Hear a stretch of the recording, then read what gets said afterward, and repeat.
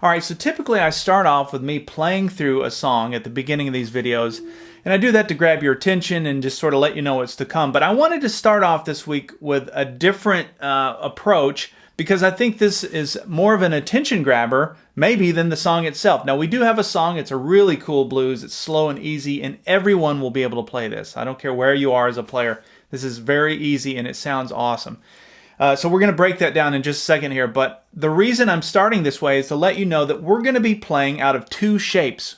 We're going to be using a triangle and a square. I mean, it doesn't get any easier than this. If you can visualize this triangle and square on the neck, you're going to be able to play major pentatonic, minor pentatonic. Some of you don't even know what that means. We're going to break that down, and we're going to explain it all. And the reason I'm doing it this way is, even if you've been playing for years and years, sometimes it helps to look at something a little different, because you can be very expressive with these two shapes. That's why I like this. It gets your head out of the game. You're not like caught up with what are the chord changes, is this the minor second, none of that stuff. This is, can I picture the triangle? Can I picture the square? And I'll show you how to go back and forth between major and minor pentatonic scale. It's a very, very cool way of looking at it. So let me go ahead and show you the song we're going to learn, and then we'll talk through it.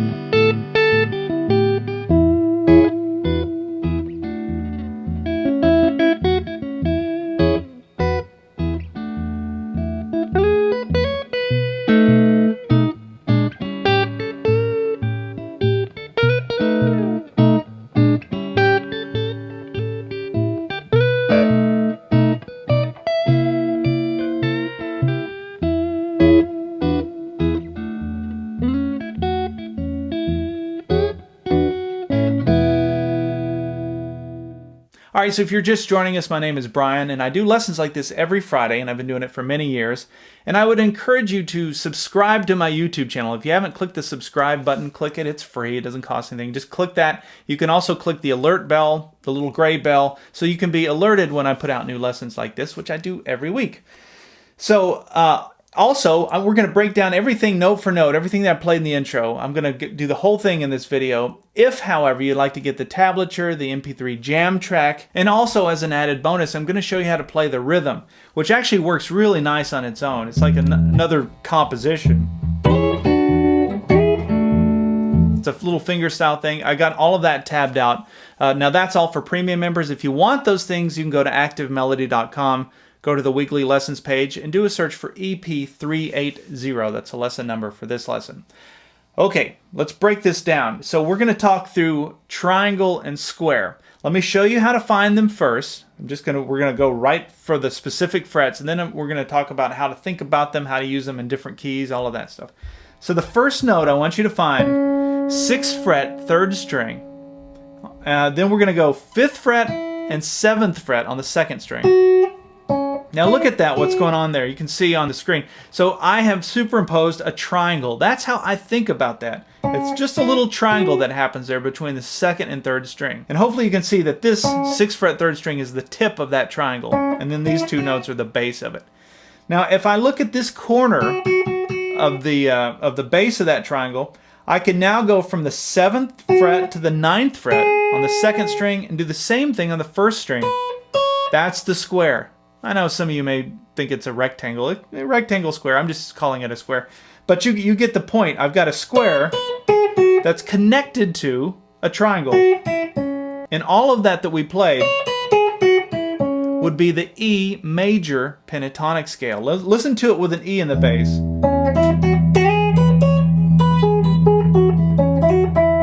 You can hear that sound. It's got kind of that happy... It's got a little bit of a blues feel, but to me, I always think of the Allman Brothers, kind of Dickie Betts playing. You know, it's just got that happy jam band kind of sound. You can think of country music. Lots of different styles come out of that major pentatonic scale. Now we're going to get into the minor pentatonic scale too, using those same two shapes. But before we do that, you need to understand how this all works over an E. So as I mentioned, that sounds great if you're playing an E in the bass, because that's the E major pentatonic scale. Now here's how you connect it to something tangible. So if we think about the E chord, but we're playing the E chord up here using the D chord shape. So think of it, your D chord, if you were to slide it up 2 frets, then you'd be playing an E chord. Well, look at the tip of that. That's a triangle as well, but I don't want to distract this here. But if you look at where that note is, the 5th fret 2nd string, that's your E note out of that chord. That note is in the base of the triangle. Do you see it?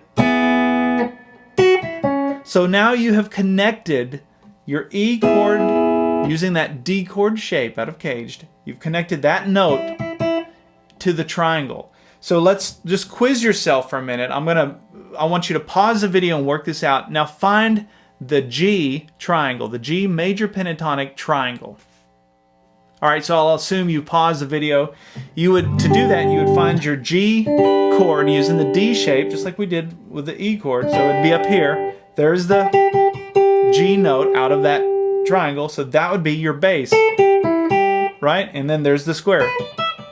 So that's how that works. So that's how you can easily find that E major pentatonic scale. Now I know some of you are going, well, that's just one of the patterns. There's patterns all over the neck. Don't worry about that.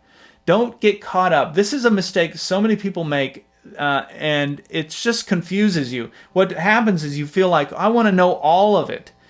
Well, the truth is you do actually know all of it just with that little shape there, because there's only 5 notes in the pentatonic scale. Penta means 5, so you've got those 5 notes are it. That's the pentatonic scale. And when you learn these different patterns, you're just learning those same 5 notes, just in different positions.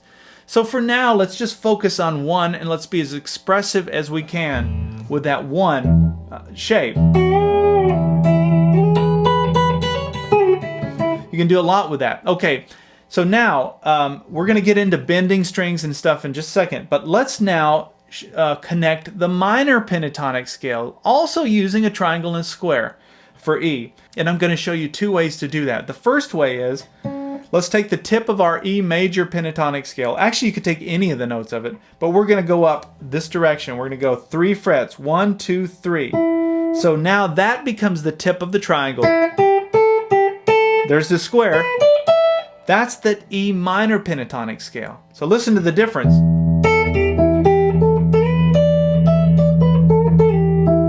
Hear the difference? Hear how much sadder or bluesier it sounds? Compare them. Minor, here's major.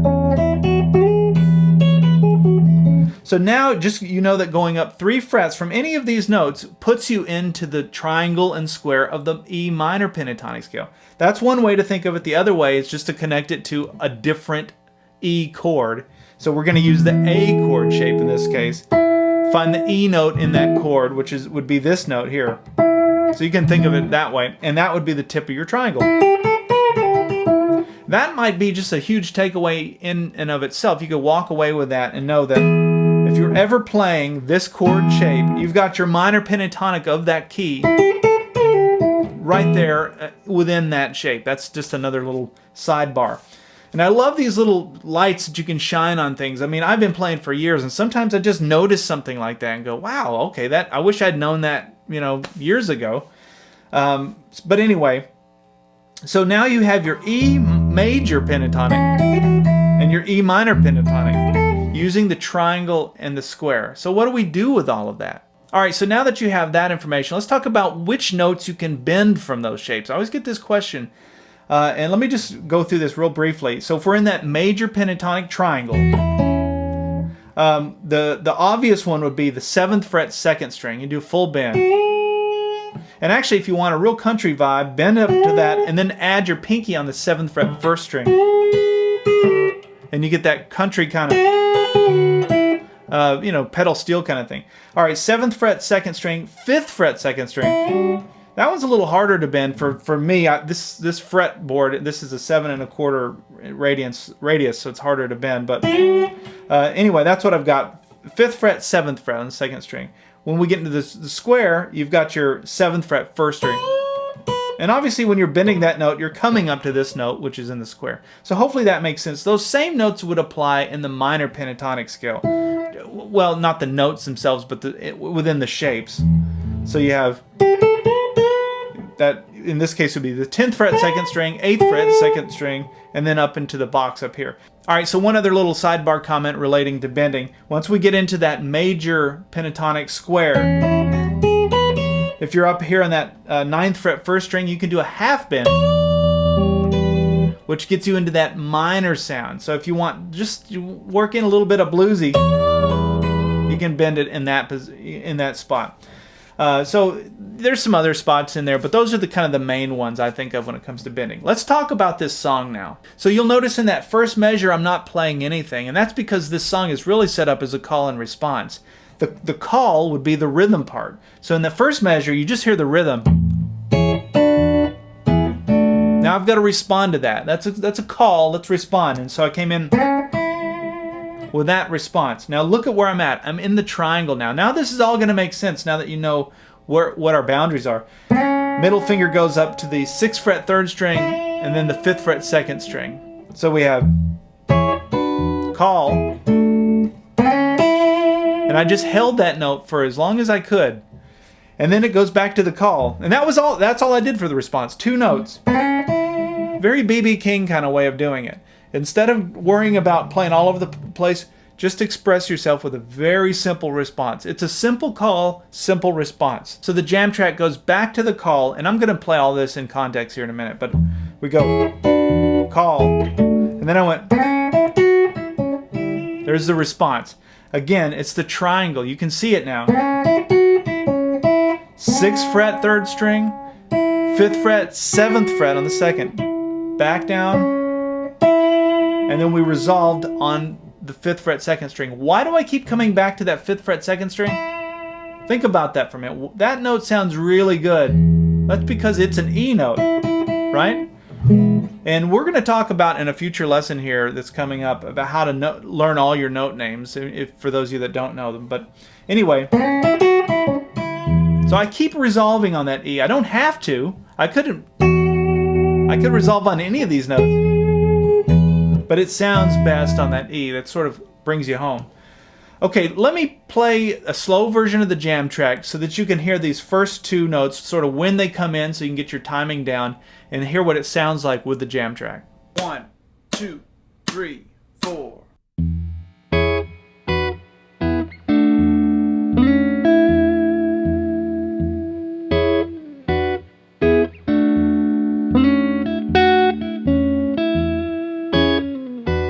All right, so now the song goes back to the same call, and this time my response was, I did a series of bends there and sort of staggered them. It's almost kind of a triplet effect. 1, 2, 3. And what I'm doing is I'm playing on the 7th fret 2nd string. We're in the base of the triangle. Now notice I'm just doing a half bend here. I should have mentioned this when I was going through the bends. I said you could do a full bend, and you can, but if you do a half bend, hear how it's got that kind of, it's got the bluesy feel. Now why? Let's look at the note I'm bending to. Well, that note is in the triangle of the minor pentatonic, right? Ah, okay, so I'm bending it. That's why it sounds more bluesy. I'm bending into that minor pentatonic. So that's why it's working. We go back to that 5th fret 2nd string, land on that E note because it sounds so good. All right, so back to the call. Then my next response goes, we again land on the 5th fret 2nd string every time. This time I slid up into the box, so I went. So I started on the 5th fret 2nd string, slid all the way up to the 9th fret 2nd string, 7th fret 1st string. And then that's a pre-bend release. That's where you do a bend without hitting it, release it, and then you come back to that final note there, that E, 5th fret 2nd string. Now when I did that pre-bend, it was another half bend. It was not a full bend. Now this is where the song switches up and goes to the A part of it, where we go into the same kind of call, but now it's over an A. You know, different kind of chord arrangement, but it's the same premise. We're now playing over the 4 chord, or the A. But I don't care about that. I'm staying in the key of the song. I'm staying in my triangle and square for all of it. And that's a big takeaway for some of you. Some people get confused when it comes to playing lead. They think you have to play the chord changes. So I would have to switch and now find a new... No, I can stay in the key of the song. That's one thing that's nice about the pentatonics. You can do that. All right, so before we move on to the next lick, which is in the A part, let me play along with the jam trick so that you can hear everything in context. 1, 2, 3, 4.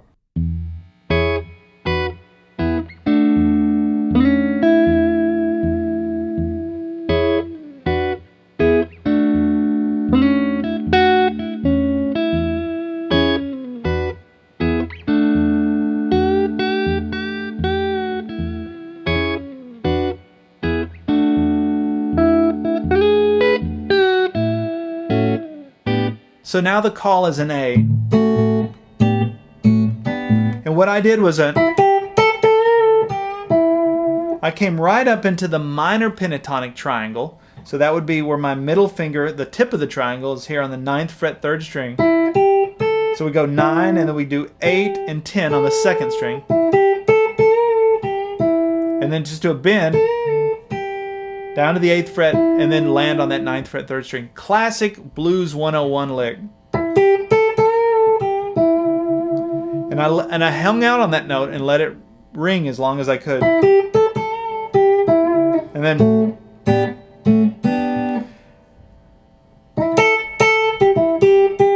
that's the next lick. I wanted to make all these licks just to show you the variety that you can come up with these, basic 5 notes here. So that would be a 9th fret 3rd string.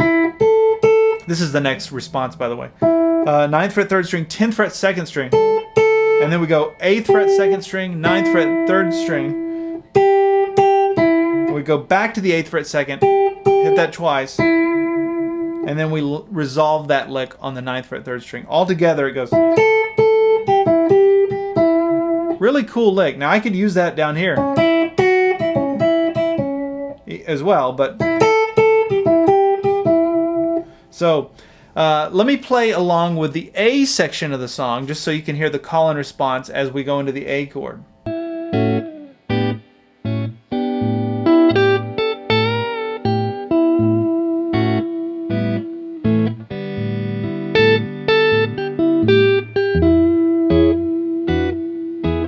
All right, so this is where the song goes back to the E. We go back to,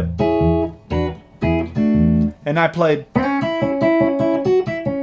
That's the next response to the call there.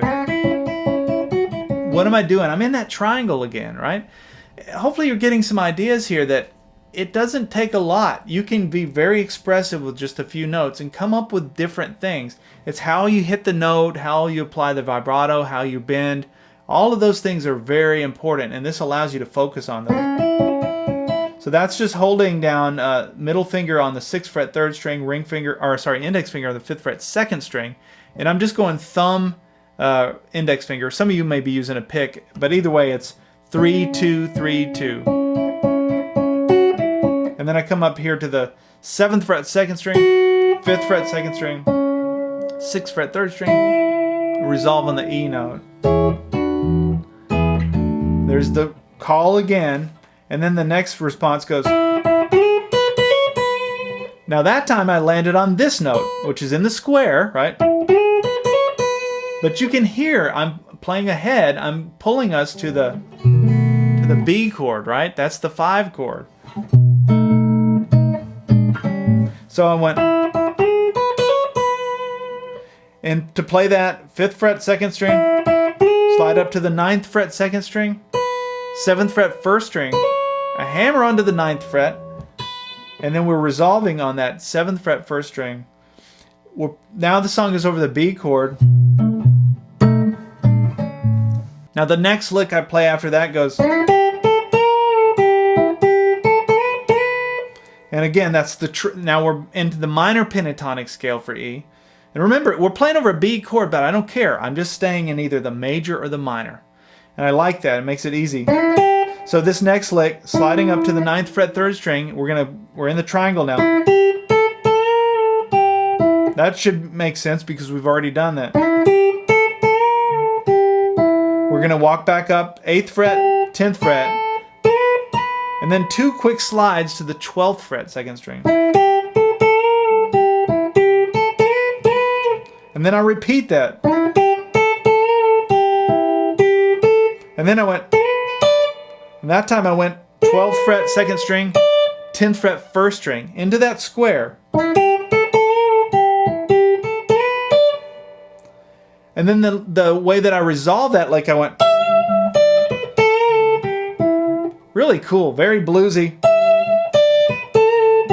Now why does that note sound so good? Because that's the E note, right? It's the 12th fret 1st string. It's that high E note, but it's just the box. And look at this, I'm just walking down the box. 12, 10, 12 on the 2nd string. We go down to the triangle. Do the bend and release. And then that's where the song goes back into the call. And I followed up by going to the major pentatonic scale.